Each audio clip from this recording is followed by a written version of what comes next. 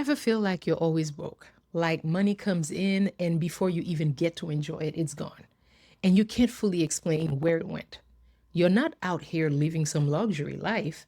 You work hard and somehow every month broke again. I know that feeling personally, and I knew it with no cushion under me, no family money, no backup plan, nobody coming to save me. And listen, when that's your situation, broke hits different because you were one car repair, one medical bill, one bad week away from everything falling apart. So today I'm giving you 9 things, not theory, 9 things that actually took me from where did it all go to money that stays. And some of them are going to step on my own toes before they step on yours. And stick around to the end because I'm going to tell you about something I'm building specifically for the people on this channel who are ready for more than tips. All right, so let's get into it. First, let me take some shame off your shoulders. Feeling broke all the time is usually not an income problem. I know that sounds crazy, but I have been broke on decent paychecks, including in the years when starting over already felt late. Money came in, money evaporated. And if you had asked me where it went, I would have looked at you like you asked me to explain the weather. And here's what I finally learned. Broke has less to do with what you make and everything to do with unassigned money with no job, money with no assignment. Because money that doesn't have an assignment will find one and it will pick the dumbest assignment in the building every single time. So these 9 things all do one job. They put your money on assignment. So let's go. Number one, I want you to change the sentence. Stop saying I'm always broke. I mean it. Stop. Not because of magic manifesting reasons, because I'm always broke is a conclusion. It ends the conversation. Your brain hears a closed case and stops looking for evidence. Instead, ask the question, where is it going? That's an open case.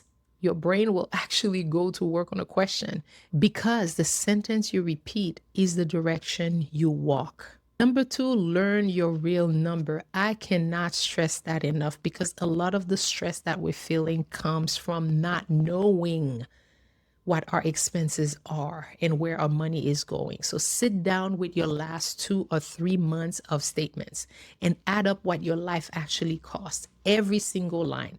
That number is your starting point for everything.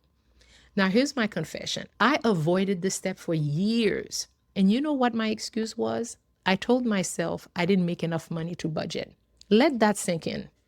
I believed budgets were for people with money left over, which is like believing doctors are for healthy people. So the first time I actually added up 1 month of my spending, I had to get up and walk away from the table. And I came back though. And that's the whole secret. You come back. Because here's the truth. You cannot fix a number that you refuse to meet. Number 3, get a why that's bigger than a bad day. Discipline built on willpower collapses the first hard week. Discipline that's built on a why can take a punch. Your why is not be better with money. Your why is a picture, the paid off card, the peace when the phone rings, the ability to leave any room you need to leave, the ability to quit your job because your boss sucks. Write it somewhere you'll see it at your weakest moment because that's the exact moment it is for. So when you have no net, your why isn't a vision board. It's a survival tool. Number 4, stop borrowing to stay afloat. Groceries on credit card, gas on credit card, everyday life on borrowed money is the quietest trap that there is because it feels like staying afloat while it's actually drilling the hole deeper because you're paying interest to be broke. You're renting your own life. And hear me, and that's no judgment.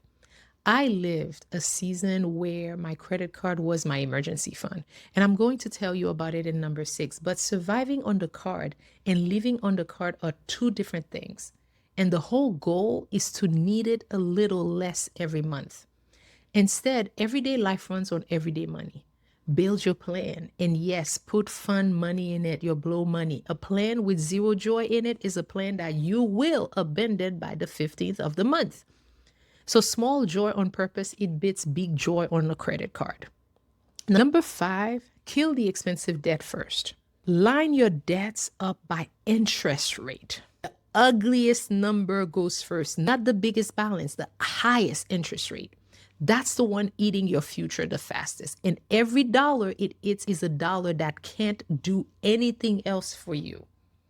Each day, each debt that you clear releases cash back into your own hands. That tight, squeezed, always broke feeling, a lot of it is just interest wearing a costume. Number 6, build your floor. Then save on top of it. Every finance video tells you, don't wait for the raise, start saving small, automate it. And that's true. But I'm going to be more honest with you than most of these videos. Because saving advice sounds like a joke when there is nothing left to save, right? So let me tell you how it actually started for me. After my layoff, I was living on unemployment. I cut my expenses down until the check could cover my life. I looked for work. And the best I remember I came up with, it lasted 3 months. And then I got laid off again from that one too. 2 layoffs. And I need you to understand what that season does to you. You're not just broke. You're grieving the life that was supposed to stay put. The rug doesn't just get pulled. You watch it get pulled twice. And here's where the money truth live. This is the season that I promised you back in number 4. I had no emergency fund. So my credit card was the emergency fund. And let me tell you something. A credit card is not a safety net. It's a prayer with an interest rate. I had dreams too, real ones. But going all in the dream, it meant maxing out those cards. And I have a child depending on me. So I wasn't willing to go to debt to build my dream. So instead of gambling, I did math. I asked one question. What is the bare minimum I need every single week just to be alive? Rent, food, lights, alive. Once I had that number, I went and got it the unglamorous way. I got gyms to put me on their schedule as a fitness instructor, not the dream, the floor, a boring, steady floor that covered the number. And the very first money I ever saved on purpose, it was small, almost embarrassing. But it started the week the floor existed, and it has never stopped since. The truth is, you don't save your way out of chaos. You build a floor first, then you save on top of it. All right, number 7, put your money to work. Once the floor exists and a little money starts staying, then and only then do we talk about putting it to work. Because your money needs a shift to work, not a couch to sit on. If your job has a retirement match, 401k, take every penny of it. That's part of your pay. Living it is working hours for free. And I'll keep this one simple and honest. I'm not giving you hot picks. I'm giving you a principle. Money that sits still stays scared. Money that's working buys you options. And options are the opposite of broke. Number 8, stop funding the performance. Somewhere along the way, some of us started spending to look okay instead of to be okay. Dressing the part, gifting the part, showing up to everything, contributing to everything, looking solvent for people who are not paying a single one of our bills. And my confession here, I did this with pride, literally with pride. When you've built everything alone, looking like you're struggling, it feels like failing in public. So I paid for the costume of, she's fine. And the costume is expensive. And the costume has never once paid me back.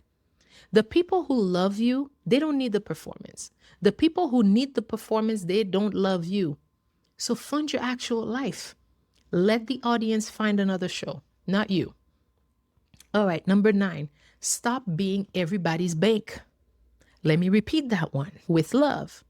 Stop being everybody's bank. Nobody talks about this one, so we're going to. If you are the reliable one, the one who figured it out, the one with a job, then you may have become the family's emergency fund, the friends group spot me person, the default, yes. And I want to say this with all the love in my body, you cannot be the safety net when you don't have one yourself. And my confession here is I know what it is to need a net and find air. So when somebody needed me, everything in me wanted to be the net I never had myself. Even in months when my own math didn't math. But love without a flaw isn't generosity. It's two people, one bad week from the same cliff. So help with a number you decide in advance, in daylight, when nobody's crying. Help with a skill, a ride, a plan. And let no be a full sentence you say with a soft voice. A boundary with a dollar sign is still love. Sometimes it's the most love.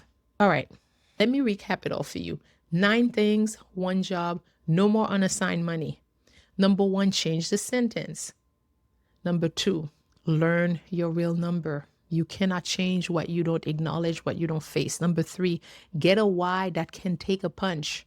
Number 4, stop borrowing to stay afloat. Number 5, kill the expensive debt first. Number 6, build your floor, then save on top of it.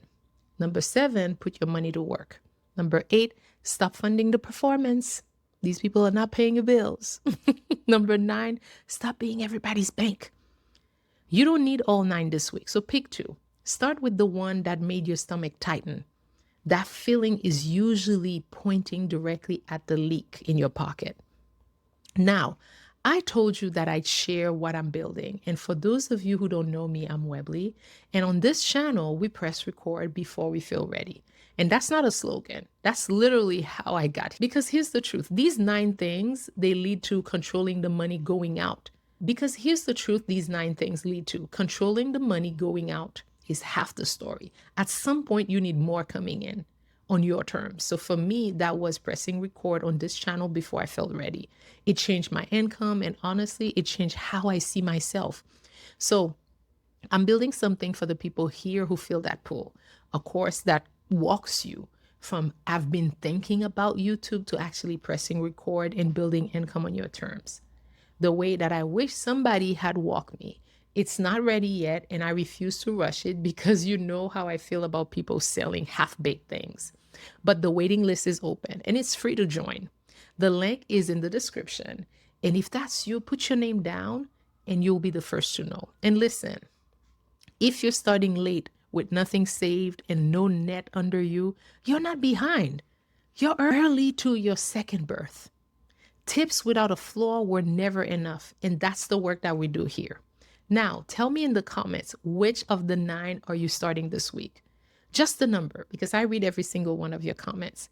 And if you're done wondering where the money went, subscribe, because I'm here every week.